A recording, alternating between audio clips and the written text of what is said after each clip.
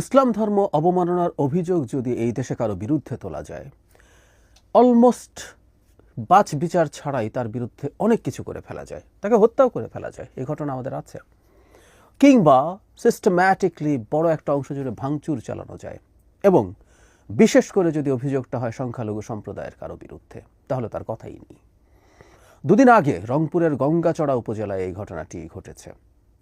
একজন কিশোর ইসলামের নবীর বিরুদ্ধে অবমাননাকর ফেসবুক স্ট্যাটাস দিয়েছেন।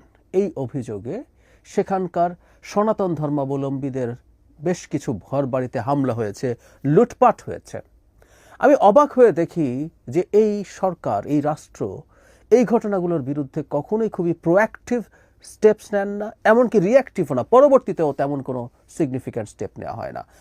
এটা আগের সরকারগুলোর ক্ষেত্রে যেমন সত্য ছিল, এটা এই অন্তর্বর্তীকালীন সরকারের ক্ষেত্রে একই। আমি প্রায় বলি, অন্তর্বর্তীকালীন সরকারের উচিত ছিল কতগুলো বেঞ্চমার্ক তৈরি করা। এই ক্ষেত্রে একটা বেঞ্চমার্ক হতে পারতো এটা, কিন্তু না, এখনও এটা হয়নি। ঘটনা হচ্ছে, সেই কিশোর যখন এই ধরনের স্ট্যাটাস দিয়েছেন বলে অভিযোগ হয়, তখন তাকে কিন্তু পুলিশ তার কাস্টাডিতে নিয়ে যায়, তার বিরুদ্ধে মামলা হয়।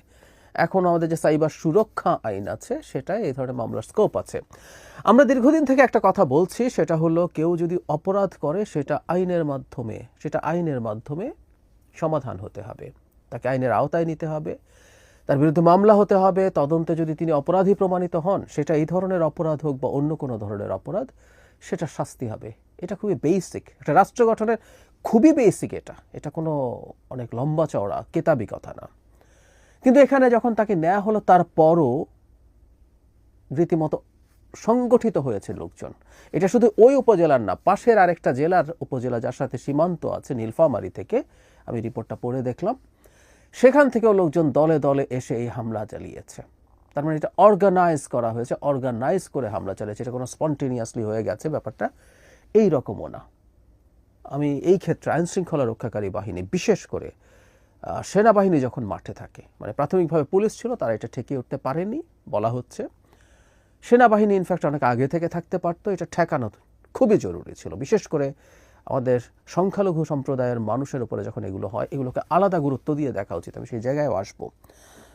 পরবর্তীতে যখন পুলিশ এবং সেনাবাহিনী মিলিতভাবে আছে, তারপর খানিকটা নিয়ন্ত্রণে আনা গেছে।